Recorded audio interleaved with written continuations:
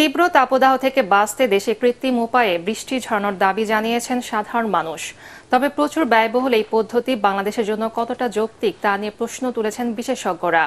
তবে পরীক্ষামূলক একবার কৃত্রিম উপায়ে বৃষ্টি নামানোর পাশাপাশি দেশের শুভজায়ন বাড়ানোর তাগিদ দিয়েছেন বিশেষজ্ঞরা। রিপোর্ট করেছেন খালিদুল ইসলাম তানভীর। কৃত্রিম বৃষ্টিপাত বা ক্লাউড সিডিং বর্তমান সময়ে খুবই জনপ্রিয় ও আলোচিত বিষয়। কৃত্রিম বৃষ্টিপাত হল প্রকৃতির ওপর বৈজ্ঞানিক প্রভাব খাটিয়ে সংঘটিত জোর করে বৃষ্টি নামানোর পদ্ধতি। এক কথায় বৃষ্টির অনুপযোগী মেঘের ওপর বিমানের সাহায্যে এক ধরনের রাসায়নিক ছিটিয়ে বৃষ্টিপাত ঘটানোই কৃত্রিম বৃষ্টিপাত। সাধারণত উন্নত দেশগুলো প্রকৃতির ওপর নির্ভরশীল না হয়ে অতি খরা ও বায়ু দূষণ এড়াতে ক্লাউড সিডিং পদ্ধতি ব্যবহার করে থাকে। সর্বপ্রথম আমেরিকায় 1946 সালে এই প্রক্রিয়ায় বৃষ্টি নামানো হয়। কৃত্রিম বৃষ্টিপাতের কনসেপ্টটি কিন্তু একদম নতুন না, আজ থেকে প্রায় 70 বছর আগে থেকে এই কনসেপ্টটা বিজ্ঞানীদের মধ্যে আছে।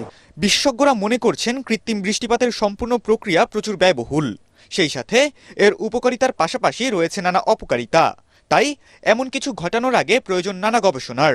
এই কৃত্রিম বৃষ্টিটা খুব একটা জনপ্রিয় হয় নাই পৃথিবীতে, কিন্তু কিছু জায়গায় যে হয় নাই তাও না।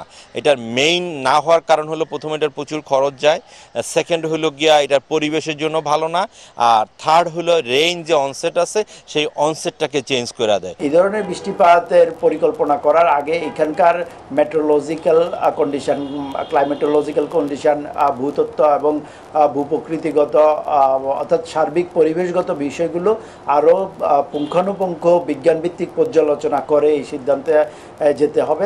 উপকারিতার চেয়ে অপকারিতা বেশি মনে করে প্রকৃতির বিরুদ্ধে না গিয়ে এ ধরনের পরিকল্পনা না করার পরামর্শ আবহাওয়াবিদের। প্রকৃতিকে যদি আপনি প্রকৃতির মতো চলতে না দেন তাহলে কিন্তু আর একটা দুর্যোগ ঘটায় ফেলবে সে। তাহলে তো বেশ বঙ্গোপসাগরে বা অন্যান্য সাগরে যে ঘূর্ণিঝড় সৃষ্টি হয়। চলমান তাপপ্রবাহ ও বায়ু দূষণের বাস্তবতায় বাংলাদেশে এই পদ্ধতি ব্যবহারের উপযোগিতা যাচাই করা এখন সময়ের দাবি। খালিদুল ইসলাম তানভীর, এটিএন বাংলা, ঢাকা।